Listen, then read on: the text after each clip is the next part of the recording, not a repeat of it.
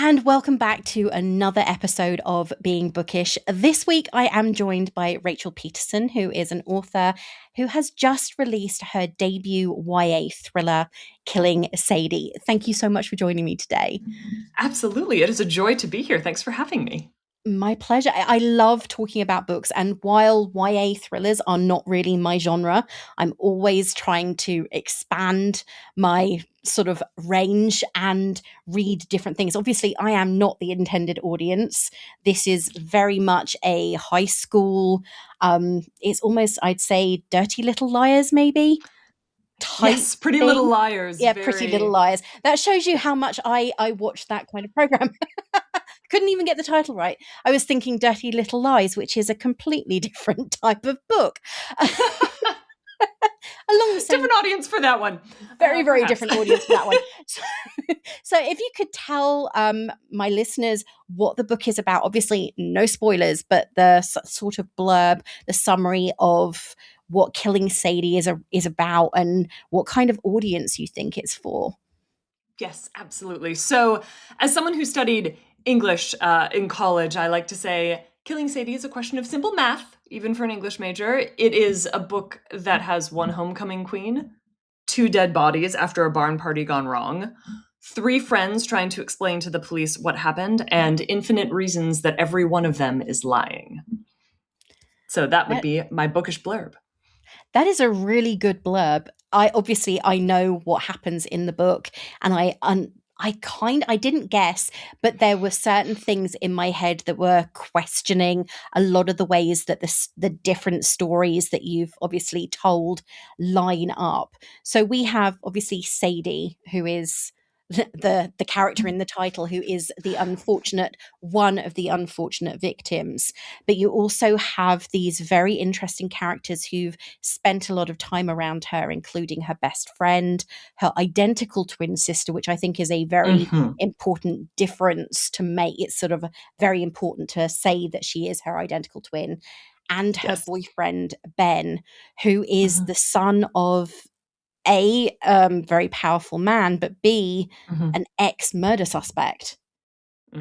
Yes. Yes. It was very fun to have some intergenerational murderous details in this book, and especially to add that layer that Ben, who, of course, being Sadie's boyfriend, is being questioned by the police about what happened, what he saw, what his involvement may have been in the second murdered teen who was found. And yes, we do learn very early on, so that's not a spoiler, his father was at one point also under suspicion of murder many moons ago. So it's something that, of course, he's naturally quite sensitive to, and that does come to a head in some really fun and twisty and dark ways as we get deeper into the story.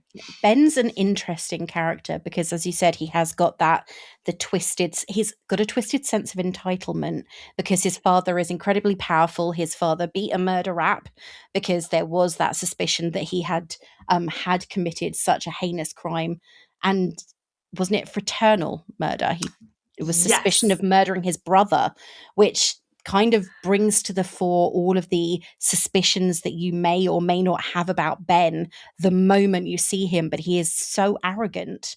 He's actually a rather unlikable character when you get down to it and start tearing apart his alibi and B, his stories in general. He's not a nice person. No, he is not. And it's funny because one of the best early reviews I got for this book from my mother is when she read it and said, all of these characters are so awful, but in very unique ways. Yes. That's a quote, Mama Peterson. And I had a laugh about that because she described it so well, even though she was likely a bit horrified that her precious daughter had created these characters. But I do think, yes, to your point, all of our main characters who are being questioned, Liz, the best friend, Jayne, the twin sister, and Ben, the boyfriend, are unreliable, unlikable, lying for different reasons. We don't really know who to trust and why. And Ben in particular was a very interesting, probably the most interesting and compelling character to write, because all of this is told through first-person POV. Yeah. And of course, his lived experience is the most different from my own. It was not so hard for me to access my emotions and write for the teen girls in the story. But Ben, he was a very fascinating mindset to get into because he is, to your point, very arrogant. He's homecoming king, Sadie's perfect boyfriend. Everyone loves him. They worship the ground he walks on. And it was very curious to put someone like that into a situation where they're being questioned. And at first, he really thinks he's got this under control. He's working with these other male detectives. He feels like they understand him. And then a female detective enters the picture. And we very quickly see how he reacts when there is a female presence questioning his authority and his sense of entitlement versus how he reacts to the male presence. And that was something that, sort of gives me the shivers even in thinking through how his mindset changed. But it was an important element of the story, too, to see how quickly this switch can flip for a boy like Ben, who for, his entire life has been told that the world revolves around him and he's perfect. And so he has no reason in any of his life experience to think otherwise, because no one has ever suggested to him that he's not the center of the universe. And so what happens when suddenly someone dares to make that suggestion? So that was a really interesting and fun story to play with. There was also obviously the element, it wasn't only the fact that Sloane was a female detective, it was also that the other detectives, from reading it, the other detectives were local, and his father had the local police not exactly under his thumb, but because he was so influential, his father could turn things around for him. And the minute this out of this state police detective arrives, the game changes completely, because not only is she a woman daring to question his views, but she is a woman who has no care about who his father is or who he is. Yes, and that was something that mattered both for Ben, but also then for our other characters, Liz and Jayne, because everyone gets the opportunity sort of partway through this story for this complete change in the dynamic of questioning. And that was something really fun to play with as an author, because you sort of get the sense as you're moving through the beat of, okay, this is how the questioning is going with the local detectives. You're getting a flavor of who these teens are, who these detectives are. And then suddenly, here is this outside force coming in that, to your point, is not directly part of the day-to-day dynamics of this town, who maybe doesn't have the prejudices that these detectives have. And that was also something curious in looking at how Sloane treated our teen girls, Liz and Jayne, and how she treated Ben, because one of the things that I liked to play with in this story was how the girls were treated by the male detectives when they were being questioned. And it's sort of this idea of, what often comes up when you are in your teen years, where adults will treat you like an adult one minute, but they'll treat you like a child the next, depending on what is convenient or what the situation is. And of course, that's all amped up, to volume 11 in this because it's a thriller. And so it was really interesting, especially for our character of Liz, Sadie's best friend, who really was pretty sassy with the local detectives. She was having a lot of intense back and forth with them and felt, rightly so, they weren't really listening to her, respecting her. And then to give her the opportunity to have a conversation with this character who is still, intent on doing her job and figuring out what happened, but is also treating Liz with a baseline level of, I will respect you.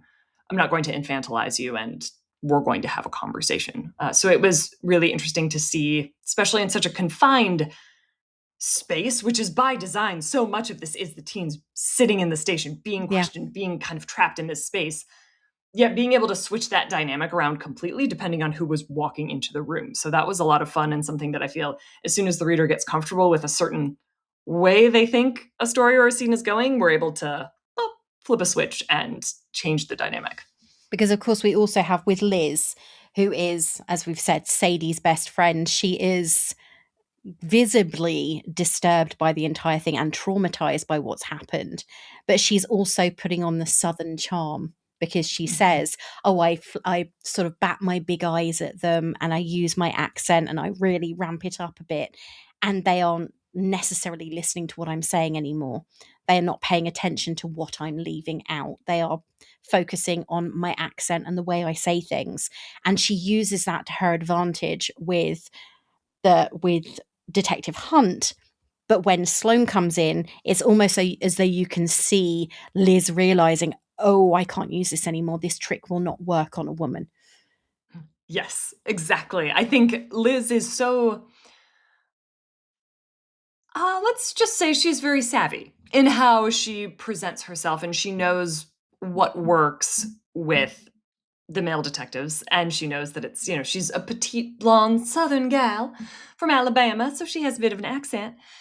And she knows, okay, these adult men will respond to me the way that I want or need them to in this particular situation if I do the following things. And that's very much, as we learn throughout the story, a survival mechanism for her, to kind of keep herself safe and keep herself in a position where she feels like she's the one in control. And then when Sloane comes in, the dynamic, of course, changes. And you're right, she can't sort of charm her way out of it. And maybe Sloane's paying a bit closer attention to the things that she's saying and latching onto, that's curious, that's interesting. Does this line up with this over here? But I think Sloane is also treating her with a respect that perhaps was not present with the detectives that she had been questioned with before. And so it's very interesting to put Liz in a situation where there is an adult who doesn't necessarily want anything from her aside from, the truth. But Liz is so used to, especially men in particular, wanting something from her or expecting something from her that she almost doesn't know what to do when she gets in a situation where she is supposed to just be honest, Yeah, and be exactly. The perfect herself. She doesn't know what example. to do. Yeah, the perfect example of that is when Sloane brings her an egg McMuffin for breakfast, and Yes. and she says there are no ties to this. Just eat it. It's just food. And Mhm. you can tell because of the way that Liz has been brought up and everything that's going on at home with her stepfather and his new partner and the expectations that they have of her. And then obviously her relationship with Carly and Steve, Sadie and Jayne's parents, that there is always some expectation. And she even acknowledges that the relationship that she had with Sadie isn't exactly equal, because Sadie will always make sure she said, there's that one moment where she's talking about the she wants to wear her own top because Sadie always makes sure to point out, oh well, I loaned that to her. So there's always that debt that she owes, whether it's actually something that's real or not.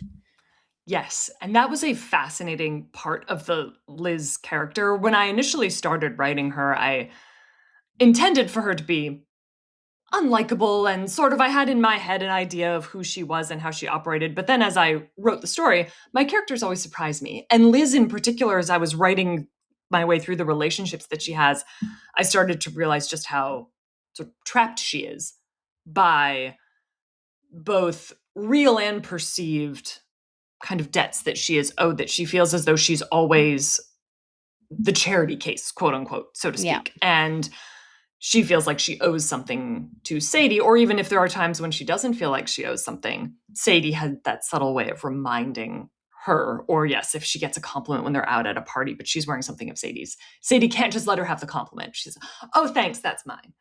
And so it was really curious and a really telling scene. I'm so happy that you brought that scene up too, when she's offered this Egg McMuffin.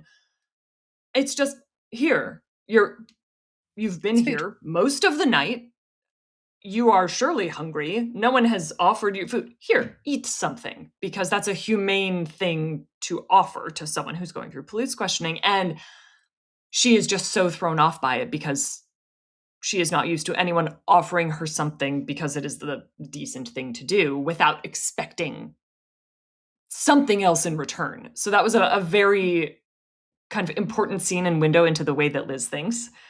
And also then helps you be more aware of all the other ways that these other relationships in her life are all built on what she owes, who is she doing a favor for, who's doing a favor for her, how is she going to have to pay that back later. It's a very complex web, I think, that Liz lives within. Yeah, the laundry at Mm. home.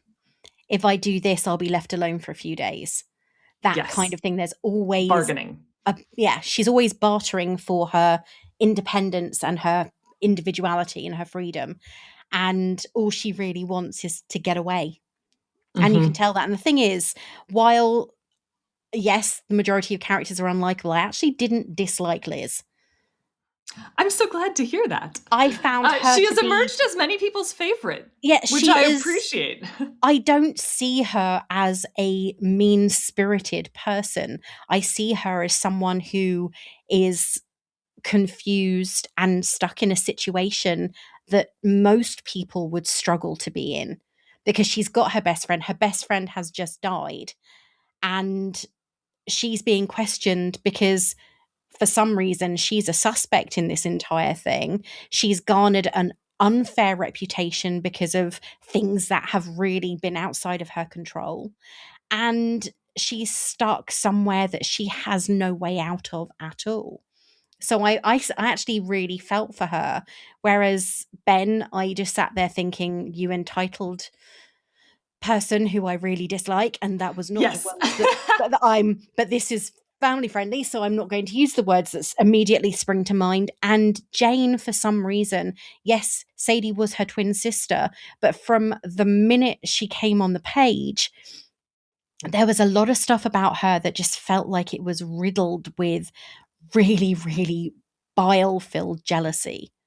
She Yes. didn't And that, like it came across quite quickly that I hate Sadie and I loathe Liz. And those two yes. things really came across very quickly. Yes. And I think Jane's character was interesting because whenever you're dealing with twins, there is sort of a trope that one is popular and one's very nerdy or quiet. You know, there You look at oftentimes in Liz and Jessica from Sweet Valley High is a perfect example of that. yes, exactly. And so it was important to me when I was writing this, and I have a sister myself, not a twin, an older sister, I should say. We have a lovely relationship. She is a delight.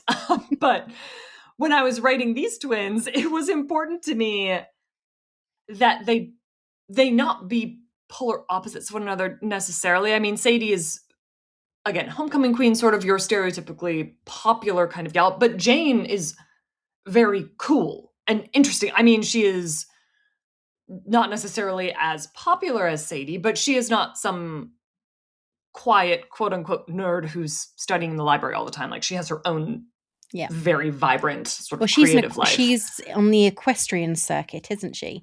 She So there, is, your love of yes. horse riding came in. Oh, yes. I couldn't possibly leave it out. I just couldn't leave that alone. And so, yeah, she has her own hobbies and she's in photography club. And so it was fun to play with this idea that they're very different, but not necessarily polar opposites, but then also to be able to see Jayne's point of view about sort of Sadie's hopes and dreams, which are very, in Jayne's eyes, you know, basic. Again, Sadie loves Ben. She's happy as can be. They're going to go to college together. They're going to get married. They're going to have a couple of kids. It's going to be the whole perfect white picket fence Isn't it to sort do with of merging their American parents' dream. businesses as well? Yes. Oh, yes. They've got big plans. And to Jayne, who is so desperate to get out of this small town they live in, she just cannot comprehend why her sister would want anything to it's anathema to her that anyone would desire to stay where they are. And it really, as you can see in her distaste of Liz, kind of bleeds into this too. She just has such a dislike for what she views as sort of this quote unquote small-minded, you know, sheep-like follower behavior, which is also a bit funny because she clearly sees herself as being so far above all of that. And so it's curious to explore that relationship, and also to the fact that they're teenagers.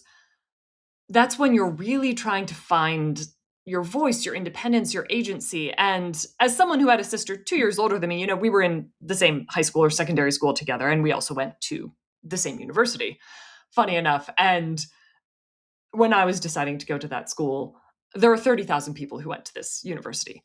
But the fact that my sister went there made me, I was like, I don't know if I can do it because my sister's there. And then people will think, and like we were studying different things, and she's great. We get along so well. But that was sort of a nugget of that idea of agency and independence that I did remember and pull from for this story of what it feels like when you have a sibling, and then imagine that's an identical twin. People always see you as a unit. You come together. Your names are always said in the same breath. And then imagining how hard that would be when you're a teenager, when you're trying to fight for your independence, but also when you want to be seen as something separate. You're not always a unit. Sadie is Sadie and Jayne is Jayne, and they are two very different individuals. And so it was fun also to play with that and make sure that as I was developing these characters, they are their own unique people. It's not just the Cooper twins, even though that's how so many people see them. That's what they're Yeah. both very much fighting against. That's the thing. I mean, Sadie was obviously, you get far more of a feeling for her through the eyes of other people. And as is so often the case when someone has died, whether it's through unnatural or natural means, you have this rose tinted view of everything, even when you know in reality that they weren't the nicest person, or there were certain things that they did that weren't fantastic and were kind of cruel or mean. So we're seeing all of those things because obviously Jayne has her view of her sister, who was a little bit of a rule breaker, but still wanted to be seen as her parents' darling. And then you've got obviously Liz's view of her. And she was my best friend, and we had these shared necklaces, which are a very important point anyway. And her sister didn't like me very much, but Sadie was always there. There were a few things that she did that I didn't like, but I'm not going to share those with anybody because they're secret. And then you've got Ben, she was my girlfriend. He's seeing her very much as a possession. Therefore, she had to be perfect because he's perfect. Yes. So he could only choose a perfect partner. Exactly. So every single one of them has their sort of rose-tinted view of her that they will share with somebody outside of their personal feelings. And that is always the way with someone who has passed away. So it's really difficult. You're seeing them telling the story of what happened on the night that led up to Sadie's death. But obviously they are carefully editing what they're saying. But their internal narration is giving you the true story. Yes. And that was something too that was interesting in the context of understanding their views of Sadie say so much more about them. And I think you really got to the point with Ben, especially. It says so much more about them than it ever does about Sadie. Yeah. Because the way that each one of them views her or has to view her is in direct relation to the story that they're telling themselves about who they are. And so that's what was so fun.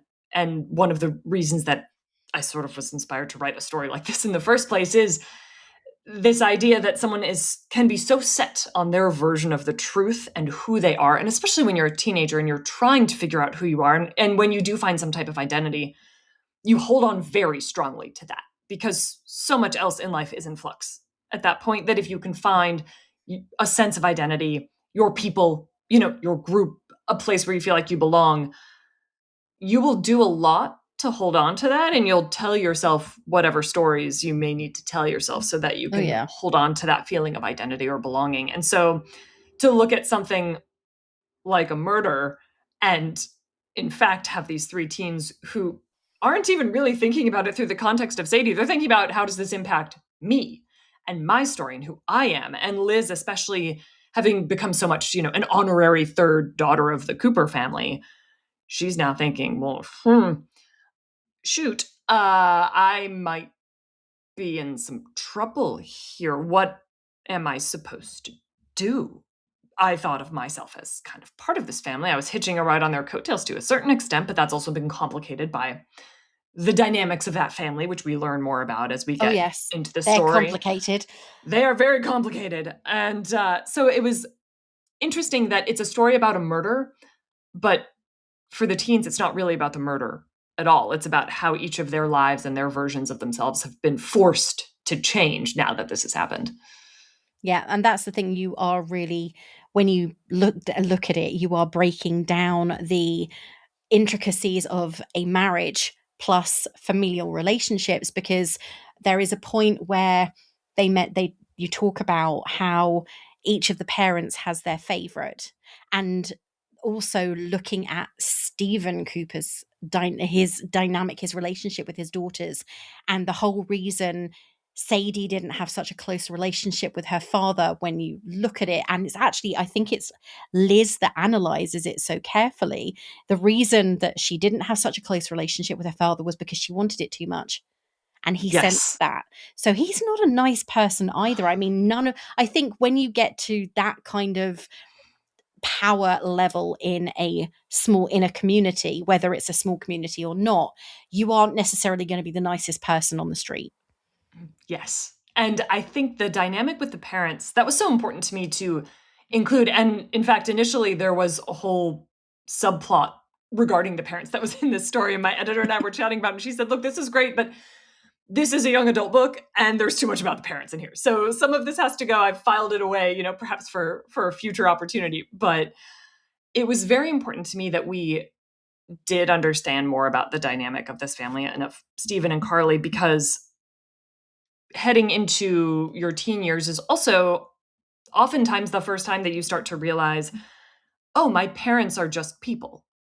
They Yeah. are flawed human beings. They are not perfect because they're mom and dad. They have their own issues. They were people before they had kids, and they have these whole sort of internal lives themselves. And so that can be a very jarring realization depending upon the nature of a family unit. And so that was really important for me to have that playing into this story as well, because that's just another reality of growing up and realizing that your parents don't know everything, if you ever thought they did. And for Liz to realize that as well, and also sort of be the one who's noticing and analyzing it, also felt very natural, because she is the outsider in the sense, and she is also the one most attuned to family dynamics because her own are extremely complicated. So she just sees it all. She had to grow up very quickly, and she has much more of an awareness and really no rose-colored glasses when it comes to how families operate. And so for her to sort of be the one to see what's really going on within the Cooper family and understand those dynamics, it was something that would be very natural for her to notice. And I think too, for Stephen Cooper and this idea of he may prefer Jayne because she doesn't seem to need his approval as much versus Sadie, who is desperate for it, that just spoke a lot to how Sadie sees love as well and sees relationships. And so it was interesting to explore that through the lens of what her home life was like versus, say, just her relationship with Ben or just her relationship with Liz as her best friend. Yeah, absolutely. I think that Sadie's relationships were complicated, but she made them that way. She had choices far more than Liz ever did, because she had the freedom of, to a degree, loving parents. She had the security of a home and a comfortable home life, and she had a boyfriend who was basically willing to do anything and forgive anything. But then he had a lot to be forgiven for himself. So there's obviously also that complexity. I found it quite interesting you used to say anything. Yes. I was thinking about that. I actually watched it relatively recently because I am an 80s kid. So things like movies like Say Anything were part of my growing up experience when they first came out. God, I feel old. This is a safe space. Not that safe space. But I do sometimes I watch those things, those films, and I think I grew up with this and now I understand the adult side of it. So I watch things like 16 Candles and I look at, yes, Samantha's really, really unhappy and everything else, but seriously, her parents are organizing a wedding for a very ungrateful daughter. Yes. And the grandparents are really irritating. But I'm around the same age as their parents. They were quite late becoming parents, the Coopers, because they're in their 50s with teenage daughters. Yes, and that's something that was interesting because I did, on the amusing front, go back and forth a bit with my editor, because in my mind, I was writing this in, of course, present day. Yeah. But I couldn't help but envision it from when I was in high school.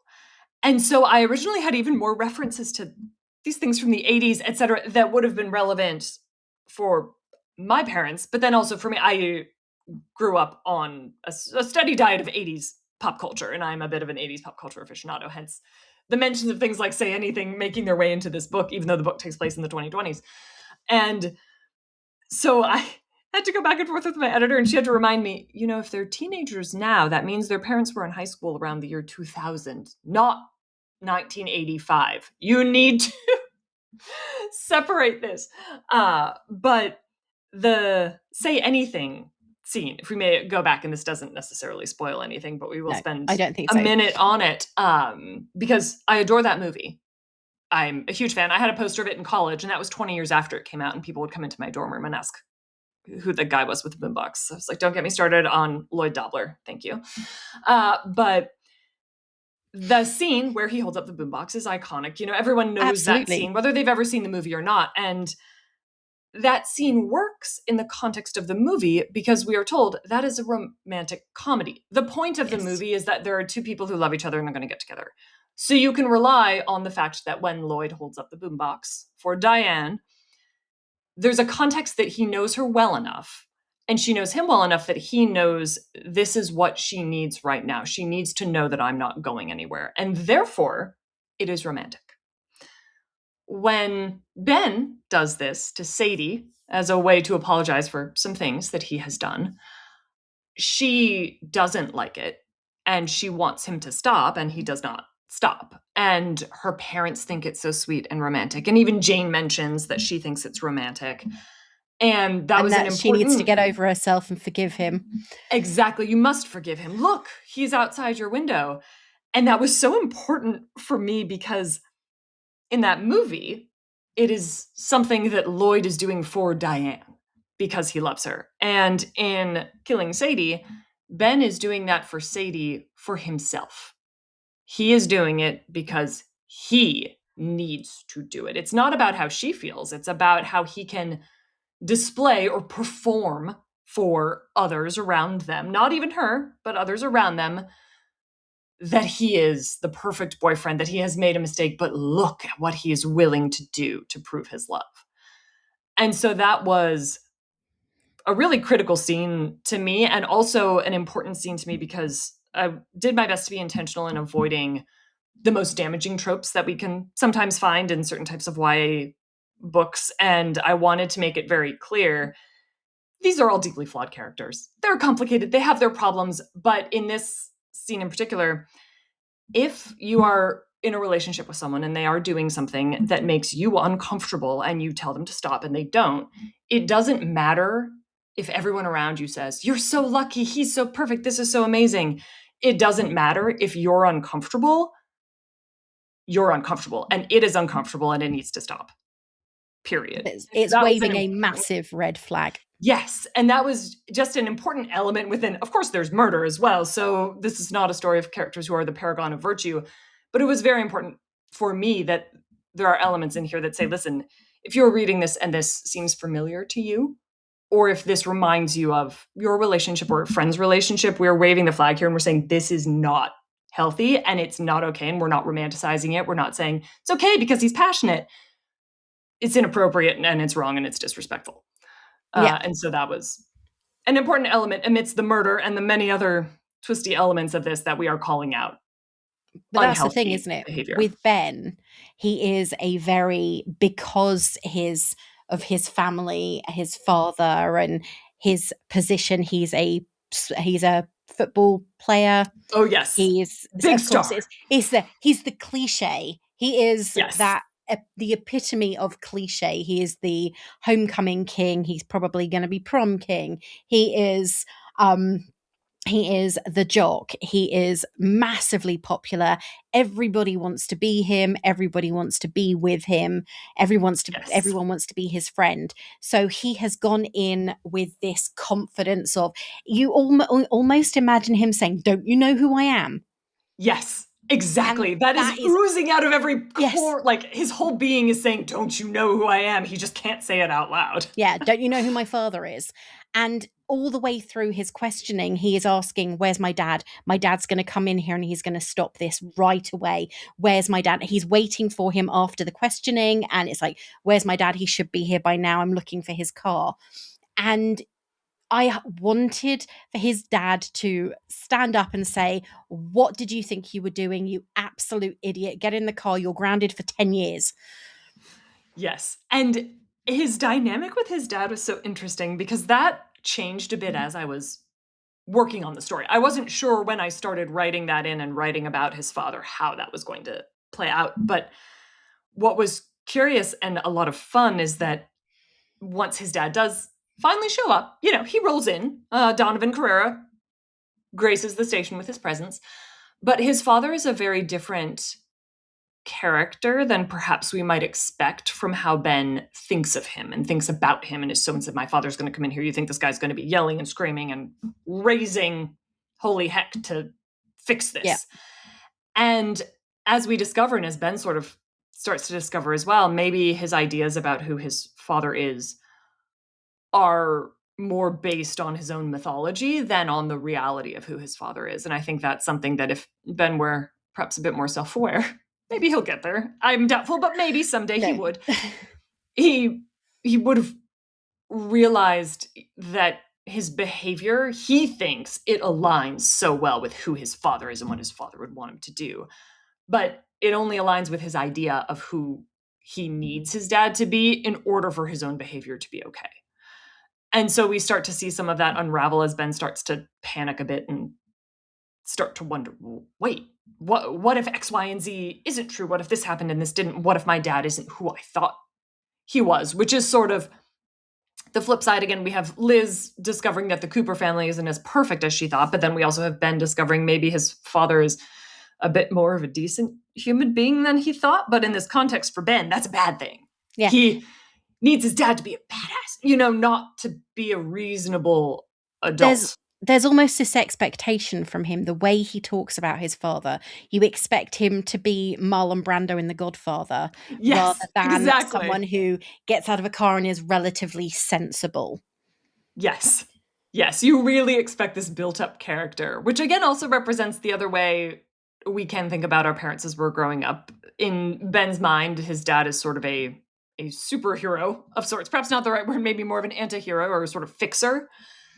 And then he is shocked and can't really comprehend when, yes, again, his dad shows up and is generally a reasonable person who's just talking to the police, not screaming at them, saying, what have you done to my son? You let him out this instant. It's just a very different conversation than what he's expecting. And that leads us down a different road as well for the next part of that story, based on the conversations that Ben is witnessing his dad having with, Detective Sloan and some of the others. Yeah, he is. I think that, as you said, it's the mythology that he's built up around his dad. As children, you do tend to go, I can remember my mum told me, my brother and my sister for years that she was Peter Pan's sister. And we believed her, Yes. which made for some very embarrassing realizations as we got older. But they were the kind of, my mum's Peter Pan's sister and she can do this and she just can't do this and all of those things. And he's grown up with the my dad got away with murder aspect. And has he considered that his dad didn't get away with murder because he really didn't do it?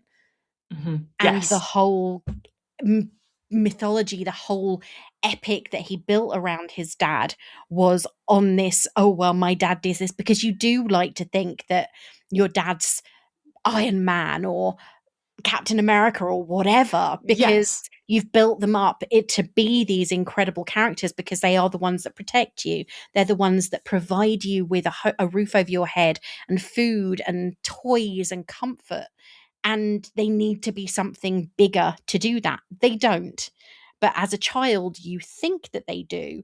And it seems as though he's grown up with this myth getting bigger and bigger, rather than the realization, as you said, that Liz has about the Coopers and had donkeys years ago about her stepfather, that they are human and they have failings. They aren't perfect.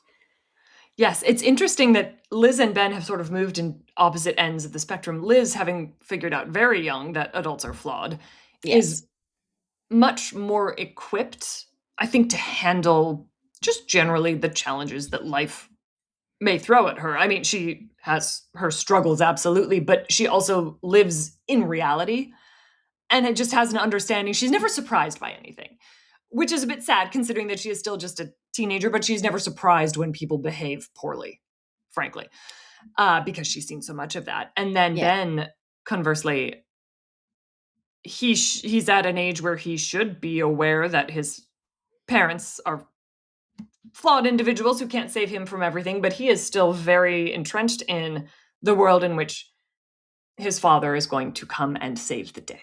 And that he, Ben, will forever be safe and be sort of cocooned and wrapped in this safety because of who his father is and because of what his father did, and that his dad can do anything and talk anyone into doing something or not doing something, and so therefore he'll be fine forever. So I think where Liz is somewhat unsurprised to find herself in any given situation because just this is how people Life. are, Ben can't comprehend being in the situation that he's in, and he's now in for a very rude awakening as to how the real world does sometimes operate. Emotional maturity is not his friend. No. I wish I could say I think it will get better for him, but I don't think it will. No. And I think that's one of the key topics in this book, though, is to do with emotional maturity, because there are certain things that do happen because of that lack. And Yes. several of the characters don't quite have a grasp on it. And I'm not going to go into who, because that really will ruin everything. But there are characters that just do not have a not necessarily grasp on reality so much as a grasp on the fact that as you get older, you have to start realizing that actions have consequences. People are going to get hurt. And it's not a joke. And certain people still treat these events as though they are a joke. Yes. It's funny. This is the ultimate game. Life is not a game, unfortunately. There's no reset button. There's no respawning. Yes. And that was one of the reasons why writing a YA with teen characters was so interesting, because when we are teenagers, We think we're everything immortal. yes, we do think we're immortal, and everything does feel a bit like a game, and everything feels like, you have all the time in the world to do X, do Y, figure this out, figure that out. And when I was writing this, the emotions of teenage life naturally lend themselves to me to a thriller because everything is more intense. And so often when you're experiencing something, it's the very first time you've ever experienced it. So it is naturally the most intense feeling and experience in the world.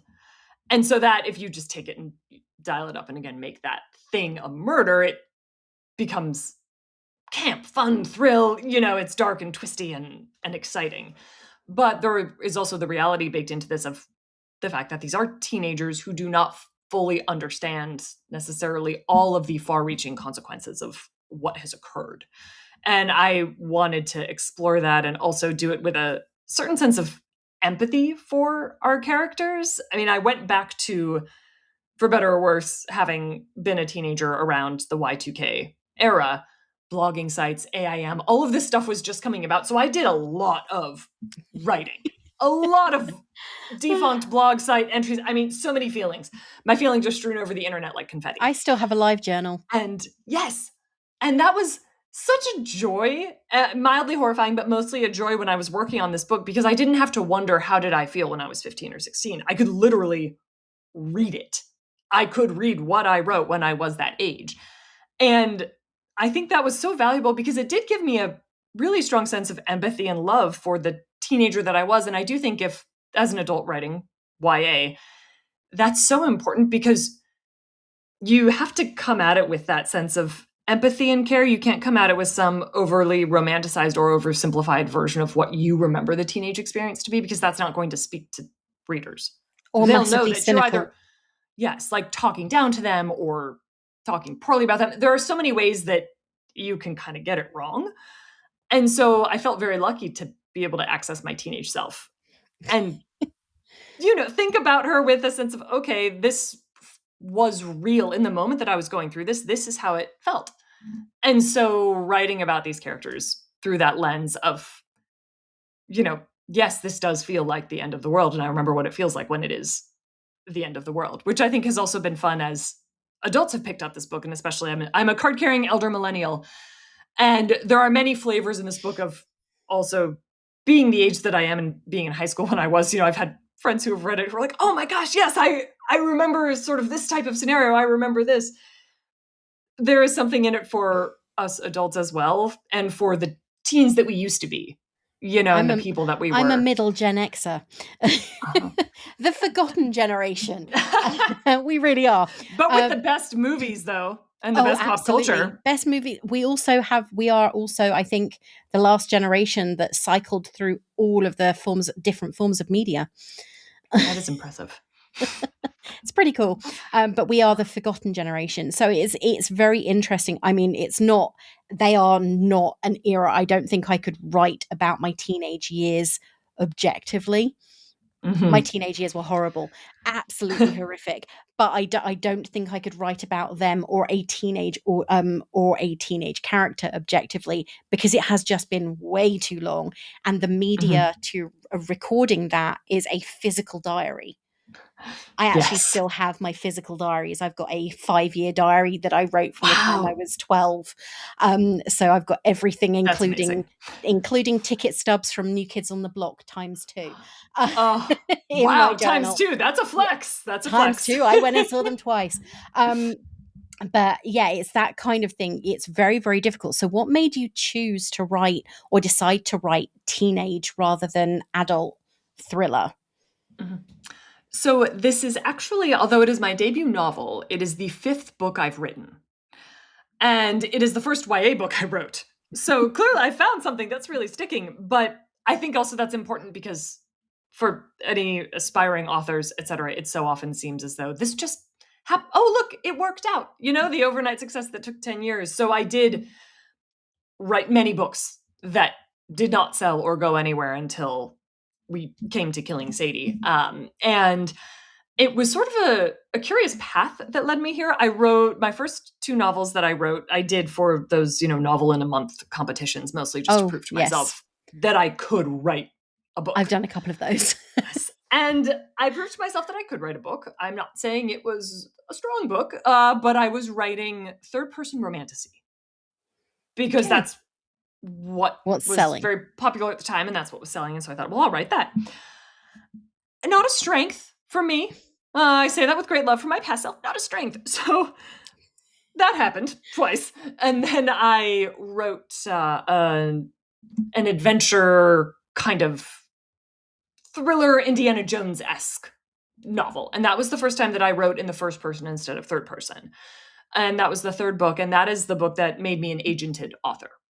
That's That fantastic. book is still hanging out, and I'm optimistic that someday we'll be able to do something with it. But I then wrote another book in between. The last book I wrote before Killing Sadie was a romantic comedy, which is so funny to me, which also has not yet seen really the light of day. But it's been a very non sequitur. I think I've written across so many genres, which is also a piece of advice I always give aspiring authors. Experiment so much with different genres, because I never would have thought that young adult thriller is where I would really get started and find my niche. And I have another young adult thriller coming out next summer. So it's a lot of fun and it's working so well and I love it. But I think writing the romantic comedy that was switching back and forth between different POVs, and it got me again thinking about working in the world of heightened emotions, naturally being a true crime fanatic as I am. What if we made it dark? What if there was a murder? And then that sort of snowballed a bit because I had also recently moved from New York City back to my home state of Ohio and was working through all of this nostalgia and the curious feelings about coming home and discovering that your town hasn't changed, but you have changed, and the heavy feelings of nostalgia and whatnot that got me thinking back to my teenage years. And so all those things sort of came together, and I just thought, well, heightened emotions are so much part of the teenage experience. What if we put all of that together? And thus, Killing Sadie was born in a very unexpected way. That's it's I was going to say I was going to one of the questions I quite often ask is if there was a genre that you'd like to write in, what is it? But you've obviously written in several, with romantasy, adventure, and romantic comedy being 3 further genres. Oh, yes. And I will say, I love writing thrillers. I absolutely adore it. I'm a big fan of very fast paced type dialogue and twists. So it's a genre I love to write. But I will say now, having especially read a few really remarkable romance stories that have stayed with me that, we chatted about a bit before we started recording. I've read so We many did. wonderful books lately that really inspired me, that I was chatting with my agent and I said, what if I tried writing something a little bit more squirrely in the romance genre? Maybe still some murder, but I've definitely been, ping-ponging some ideas around in my head because I love strong emotions. And so I think however those come up in a story, that's so much fun. And it's so cathartic to write it, but also to read it. It just gives you a nice place to kind of work through your own emotions, but in the safety of a book that you just close when it's done. I think that's always the way with a book. It's about finding your way to self-realization as well. And it's not a self-help book. Most books that help you realize things about yourself, I don't think are self-help books. They are just moments of self-care you are taking for yourself. That's the word yourself said quite a few times. But it is true. Yeah. It's so true. And I can say too, as I was writing this book, when I got to the end of it and was going through and doing edits and whatnot, it revealed a lot to me about my teenage self too.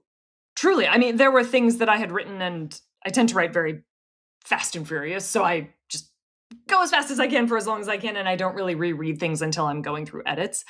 So there were things I had written that I didn't really remember writing. And I was reading through it and going, oh, wow, okay, teenage Rachel was feeling some things. I mean, there was a lot in there that was just very eye-opening even to me, but I also think there's a certain amount of anger that we also get from our female characters that I very much remember associating with being a teenager and becoming, an age where I would be dealing with men, and you start to get familiar, unfortunately, with inappropriate behavior and those types of things. And there is a lot of female rage in this book. And I think that is also a very natural part of coming of age as a teen, and particularly as a teen girl, and becoming aware of not always having control over how the world is going to see you or how the world is going to treat you. And that can be a very enraging thing.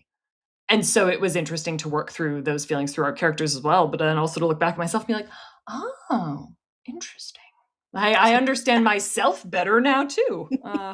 Which isn't a bad thing. I think that sometimes learning to know yourself or getting to know yourself, your past self, can be quite eye-opening for your present as well. So was there anybody in this book that you'd look at and you'd say, that's modeled on that guy in high school that I really didn't get on with?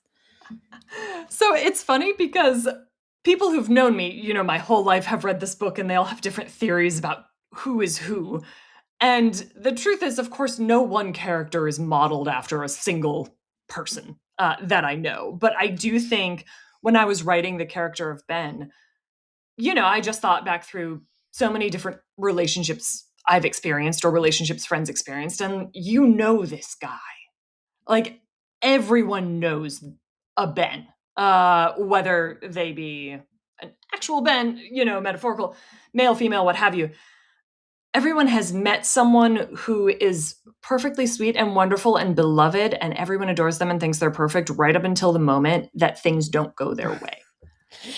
I know. And so my hope is my hope is that people reading this are reading through and they're getting to know Ben, and it makes them think of someone. And they're like, oh, he's so much like so-and-so, or, oh, this makes me so mad because it reminds me of blah. Because that's what good characters do. They do actually remind us of real people we know, even though none of these characters are actual real people that I know. I think they're, in many ways, especially, Liz and Jayne and Sadie, amalgamations of me. Many parts of myself are within these characters. And for Ben, it was perhaps tragically easy to think through, oh, I know exactly how people like this react in situations like that. So I know two people who not a reach. Yeah, basically, he is an amalgamation of two people I went to secondary school with. Yes. And then it also helps because when you can recognize your own experiences in characters, and I think true for teens or adults reading it, it makes you feel a little bit better of like, oh, yes, I'm not alone. Someone else knows exactly what this feels like. Someone else knows exactly who these types of people are. And I think that can be a sort of unifying experience of, it's not just you who's had to deal with a Ben, or it's not just you who's had to handle yourself as a Liz or in a situation like a Jayne. It's, we've all shared kind of the same pool of feelings and experiences in different ways. So it is, to your point, yes, very cathartic to read through it. And there is one character that we haven't touched upon once in this entire thing, and that's Mason. Mason. He barely gets a Yes. mention, yet he is, in a way, he has a massive role to play. He does. And he was actually one of the reasons. There are quotes within this book, through different sections from Romeo and Juliet and from The Great Yes. Gatsby. And not spoiling anything, but my thoughts and ideas around Mason came into play a lot with why some of those quotes are included in the manner that they are. And once again, it was curious because this is a story about teenagers who are only capable of understanding what has occurred through the lens of how it impacts them. So Mason is not really on their radar. I mean, he's one of the two people who ends up dead. We know this from the book jacket. Yep. But he wasn't really part of their world. So he's not someone that they're even thinking about, and But the he's police ask also the one questions. but he's also the one on the dust jacket who is accused of Sadie's murder. And then Yes. obviously Ben's accused of his in Yes. self-defense.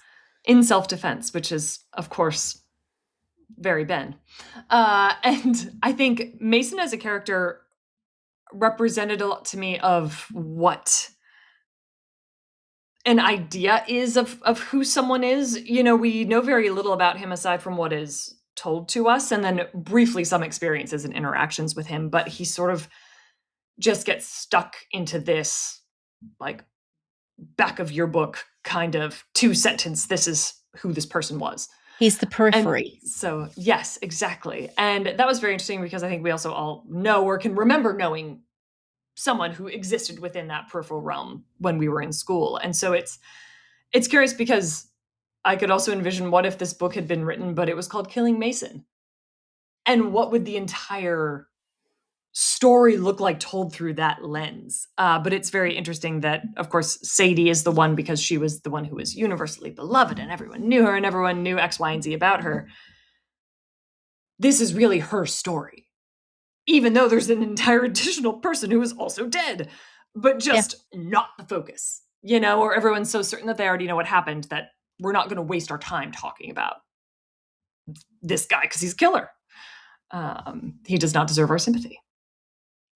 Yeah, I found him quite an interesting character because we don't learn very much about him. And one of the things that struck me was we don't learn very much about him in any way, including the thing that they are trying to find out, which is what happened, what was the motive? Because obviously there must be a motive if this guy has just killed somebody. Yes. Why did he do it? And it still seems to be that even though they are asking this question, they're getting far more about, oh, well, I didn't really see, I don't really know. Oh, well, this happened. You're getting so much lack of observation, despite the fact that they're all saying they care about this person that died. Oh my God, my sister died, my best friend, my girlfriend. And it's more, oh, the guy that killed her, that's irrelevant.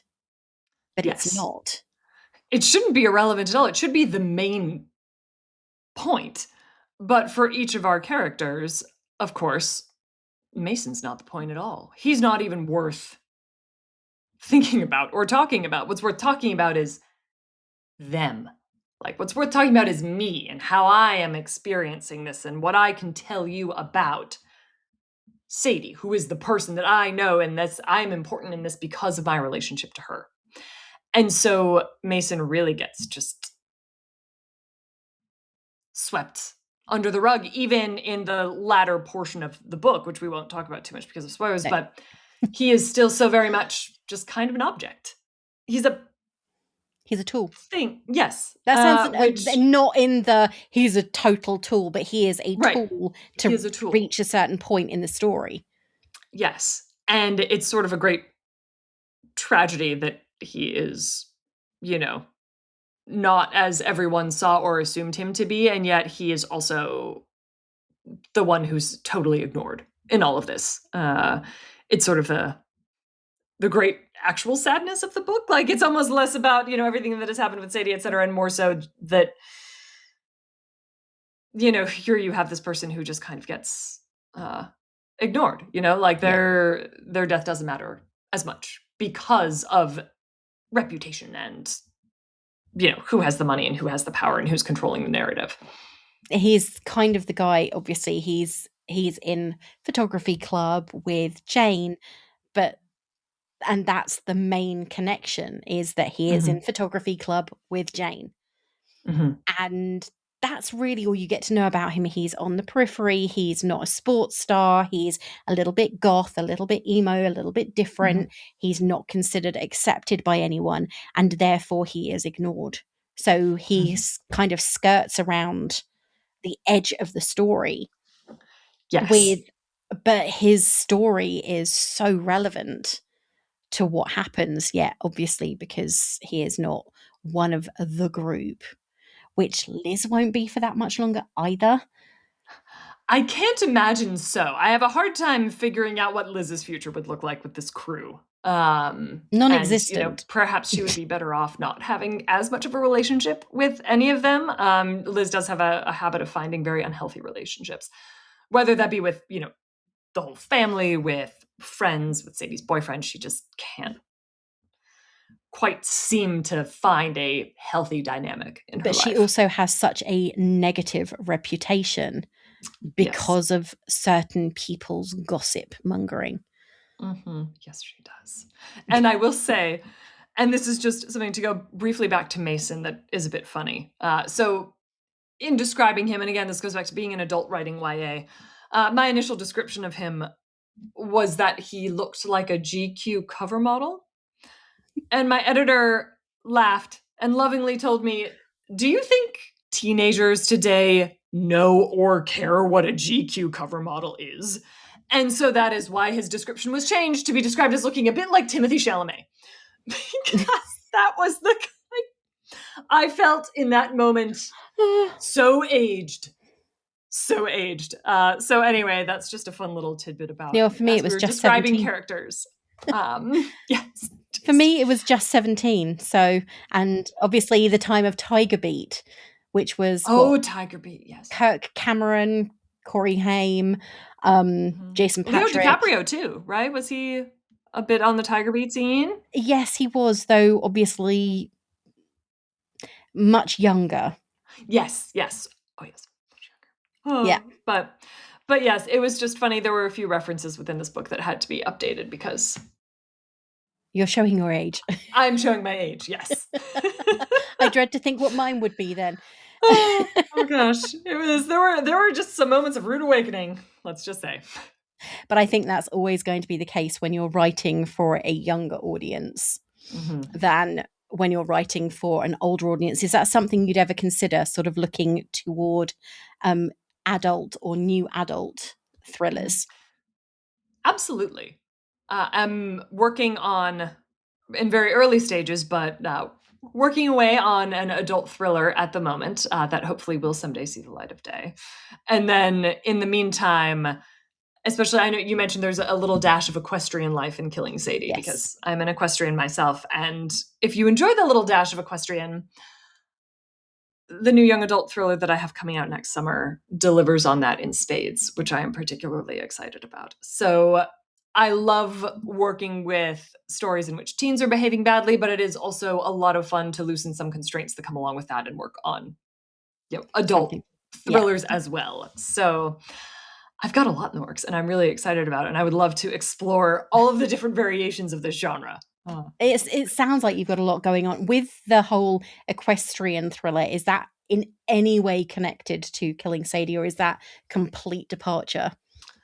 It is complete departure with the tiniest of Easter eggs that simply let you know this is happening in the same universe, but they are unconnected to one another. Easter eggs. Technically, I just couldn't resist.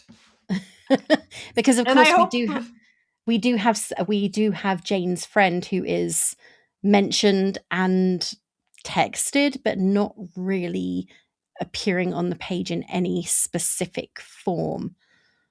Yes, that was a very fun character to work with. And I have so many more stories living rent-free in my mind for what happens to these characters beyond this book, for what really happened to Ben's uncle surrounding his father's suspicion of murder many years ago. So I would love to keep playing in this universe because I think, especially as this book wraps and as readers will find, you may still have more questions, or you may be angry and throw the book across the room, which I've also heard from some people, which I take as a compliment because you felt strongly enough about it to physically hurl it across the room. But there's just so much more that that's the thing. Can come to play with these characters. It does have one of those endings without giving anything away that will either really frustrate you or have you start trying to work out using red string and pins on a board. Yes. I had some of that myself when I was writing it just to keep everything straight. I bet, because there are a lot of moving parts with this, not only in the relationships, but also obviously in what happens, not even between the characters, but with their own individual stories. Yes, absolutely. There's so much more to it than just what we see on the page. Yeah, I think that's always the case, though, if a book makes you think about what could be happening or what should be happening or what you'd like to happen. And those are always the three, I think, with any book. What would I like to happen? That's why people write fan fiction. Yes, exactly. Maybe we'll see some Killing Sadie fan fiction. You never know. I would not be upset about it. I would be delighted and honored if we start to get some Killing Sadie fan fiction out there. You wouldn't be doing an Anne Rice.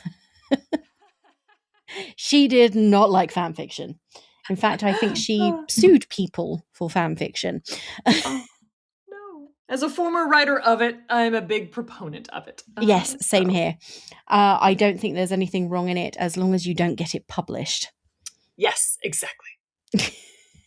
Which seems to be a bit of a thing at the moment, but anyway. But thank you so much for talking about this. So Killing Sadie is available now. And by the time this episode comes out, it will also be available in the UK. So, exciting. Make sure to keep an eye. I have got a really beautiful edition, actually. It's got sprayed edges and everything. And she's gorgeous. Yeah, she is gorgeous. And the cover's in relief and everything else. It's a stunning copy of the book. And I do think that the cover gives you a lot of insight as you read on. And that is where I'm leaving that, because that really does give too much away.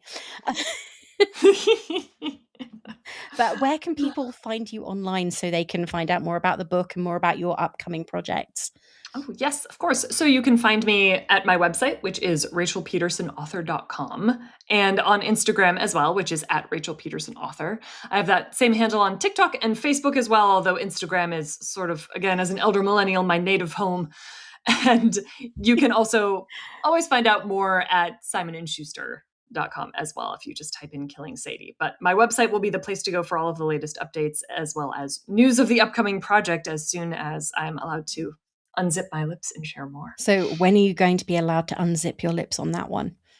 Let's see. So we are currently almost mid-ish August, probably within the next month or so. We'll be able to properly kind of announce and share things out with the world. And then the cover will probably come out around May next year. Yes. It'll take a few minutes, but I can say the first draft of the manuscript is complete, and I just got my first round of edits on it. So we are motoring right along for a release next summer. That's good. I know how some authors will work so quickly and others will take their time, and the rounds of edits are painful. And then obviously there's design elements and changing things. I spoke with an author who had to merge 2 books into one. Wow. Yeah, so I know that it's different for every single author and every single genre. Doesn't even matter the audience.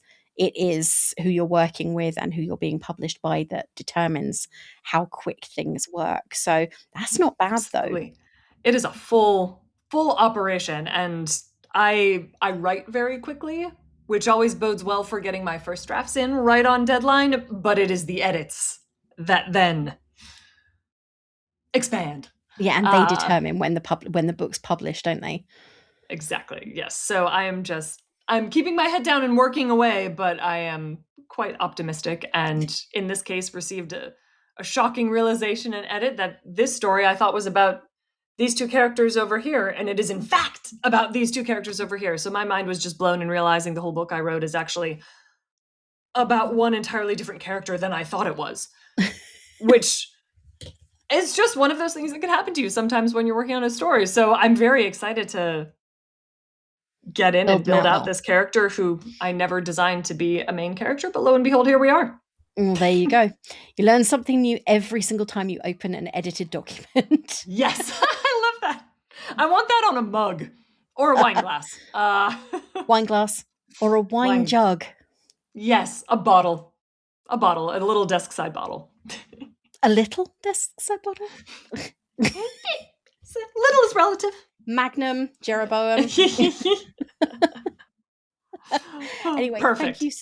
Thank you so much for coming on and talking about this. It's been really interesting because, as I said, this is not a genre I tend to dive into very often. I know that it has become an incredibly popular one in the YA sphere in the last couple of years with One of Us is Lying and all those other books that are very YA thriller.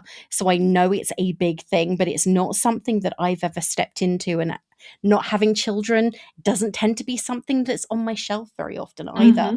So it's always interesting to see something from a different perspective and think about a different field. Yes. Well, and I really appreciate the time. It has been so much fun chatting with you, really an unreasonable amount of fun. So I've had a blast. Thank you for having me. My pleasure. Thank you so much. Bye-bye. Thank you. Bye-bye.